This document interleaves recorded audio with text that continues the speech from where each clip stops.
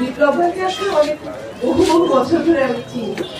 ওনার কোনো চেঞ্জ নেই। কত বছর ধরে চিনি আপনাকে? 35 বছর ধরে বিপ্লব ভাইয়ের কোনো চেঞ্জ নেই।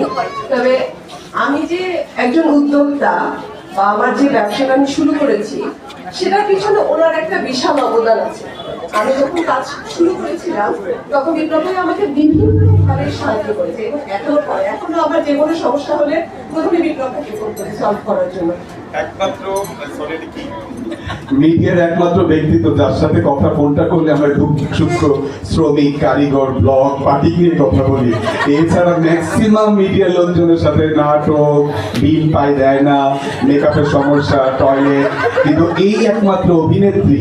এবং পরশু ওদিনও বহু কথা হচ্ছিল আমি যে তুই 35 বছর ধর, তোর বয়স কত আসলে?